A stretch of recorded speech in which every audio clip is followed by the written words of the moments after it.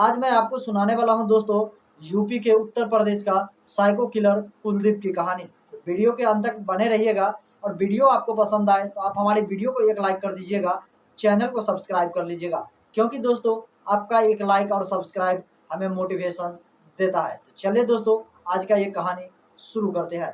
कुलदीप औरतों से संबंध बनाने के लिए कहता और अगर वह मना कर देती तो उसे तड़पा तड़पा कर मार देता। एसएसपी के कंधे पर हाथ रखा और हंसने लगा। साइको किलर कुलदीप उत्तर प्रदेश के इस साइको किलर की सबसे खबरें आपने जरूर देखी होगी, लेकिन आज के इस वीडियो में मैं इस साइको किलर की पूरी हिस्ट्री आपको बताने वाला हूं कि किस तरह से ये साइको किलर बना और ये महिलाओं से इतना नफरत क्यों करता था। आखिर क्यों ये महिलाओं को तड़पा तड़पा कर मारता था। 6 से ज्यादा महिलाओं की हत्या को अभी तक इसने कबूल कर लिया है, लेकिन खबर तो ये भी है कि 11 से 12 महिलाओं की हत्या हुई है पिछले 1 साल में, वो भी एक ही तरीके से। आपने कई सारी ऐसी मूवी देखी होगी जो कि कोई साइको होता है और वो एक ही तरीके से, एक ही पैटर्न से अलग अलग हत्याएं करता है, बिल्कुल ठीक वैसे भी जैसे कि फिल्मी कहानी में होता है। ये कहानी भी बिल्कुल वैसा ही है।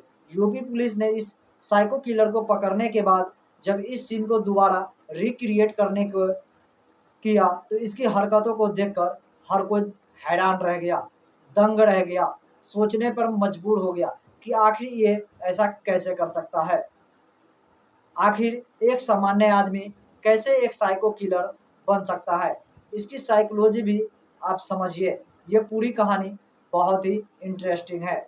साइको किलर कुलदीप के कुछ शब्द है।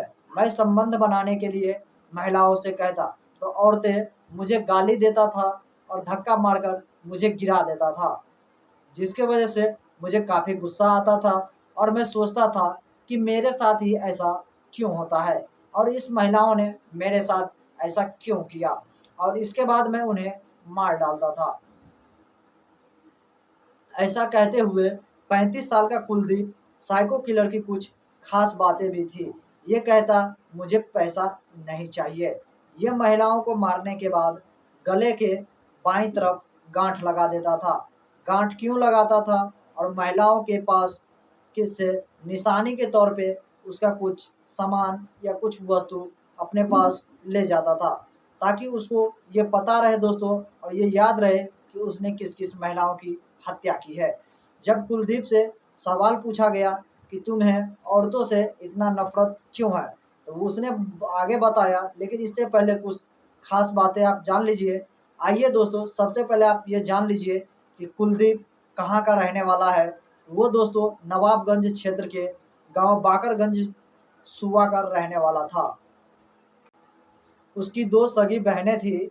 सगी माँ के मौत हो चुकी थी। उसके पिता बाबूराम ने उसकी माँ के जीवित रहते ही दूसरी शादी कर ली थी और उसके सौतेली माँ जो वो थी, वो कुलदीप के सामने ही उसके माँ के साथ मारपीट करता था। सगी माँ के मौत मौत से पहले की यह घटना था और इस वजह से सौतेली माँ से नफरत करने लगा। धीरे धीरे चिड़चिड़ा होता चला गया। इतना ही नहीं, कुलदीप की शादी भी हुई थी वर्ष 2014 में और वह अपने से भी सामान्य व्यवहार नहीं करता था। यानी कि दोस्तों वो अपने पत्नी से भी सामान्य नॉर्मल सा व्यवहार नहीं करता था। जब पत्नी उसकी बात नहीं मानती थी तो उसके साथ भी कुलदीप मारपीट करता था। बेल्ट से भी अपनी पत्नी को मारता था। जब वह चिल्लाती तो उसे बहुत ही मजा आता था, बहुत खुशी मिलता था। यह सिलसिला दोस्तों रोज का हो गया था। मतलब ये कुलदीप का एक नशा सा हो गया कि महिलाओं को तड़पता हुआ देख उसे बहुत मजा आता, बहुत खुश हो जाता कि वो जिस भी महिलाओं को मारता था वो बहुत तड़पता था, दर्द में कराहता था, क्योंकि दोस्तों उसे महिलाओं से सख्त नफरत हो गया था। उसके अपने पत्नी के साथ भी हिंसक करने लगा। परेशान होकर कुछ साल पहले उसकी पत्नी उसे छोड़कर चली गई और उसके बाद फिर क्या, महिलाओं के लिए उसके मन में और ज़्यादा नफरत और गुस्सा हो गया। अब ये समझिए कि साइको किलर पकड़ में कैसे आया। इतनी आसानी से पकड़ में नहीं आया ये, बल्कि बरेली में यूपी पुलिस के द्वारा तकरीबन 13 महीनों के बाद पकड़ा गया। 13 महीनों के अंदर एक ही तरीके से, एक ही पैटर्न से सबका हत्या किया गया था। सबका पैटर्न सेम था और ये भी सभी केस अभी तक सॉल्व नहीं हुआ था। अभी यूपी पुलिस ने 3 से 4 दिन पहले 3 स्केच जारी किया था। इन तीनों स्केच में एक सीरियल किलर भी था। सभी महिलाओं की हत्या करने का तरीका एक ही था, साड़ी या दुपट्टे से गला दबाकर हत्या कर देता था। क्राइम स्पॉट ज़्यादातर सुनसान जगह का या जंगल का था और उसके आसपास के एक्टिव मोबाइल नंबर को भी ट्रेस किया गया था, जिनमें से लगभग 5 लाख मोबाइल नंबर उस एरिया में एक्टिव था मोबाइल नंबर से। लेकिन ये मेहनत भी यूपी पुलिस की बिल्कुल ही बर्बाद हो गई, क्योंकि दोस्तों सीरियल किलर के पास मोबाइल फ़ोन ही नहीं रहता था और ना ही वो मोबाइल रखता था। पुलिस ने पिछले 3 महीनों में लगभग 1.5 लाख जगहों पर छापेमारी भी किया था। 25 किलोमीटर के दायरे में बनाया, हर जगह जगह हत्या हुआ था। तो दोस्तों 25 किलोमीटर का एक सभी दायरा बनाया गया, जहाँ जहाँ स्पॉट क्राइम था उस दायरे के अंदर हर सीसीटीवी को चेक किया गया, उसका फोटो चेक किया गया। लगभग 1500 सीसीटीवी कैमरे को खंगाला गया, लेकिन उसमें दोस्तों कोई सबूत नहीं मिला।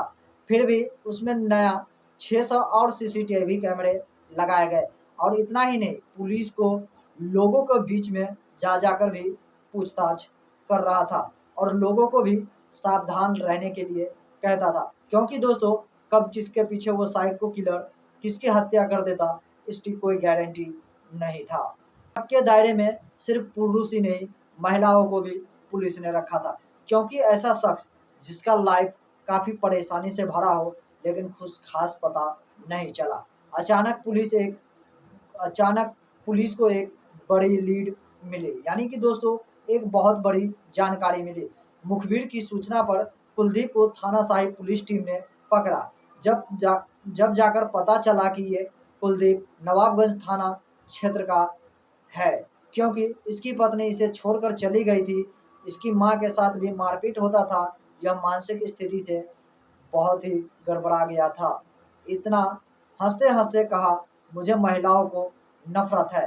महिलाओं के बीच उठता बैठता था और उनको अकेला पाकर उसे मार देता था और उसके साथ संबंध बनाता था। साइको किलर ने पुलिस को बताया कि मैंने किसी को लूटने की कोई कोशिश नहीं किया। इस तरह से साइको किलर ने अपना एक नया पैटर्न बनाया था हत्या करने के लिए।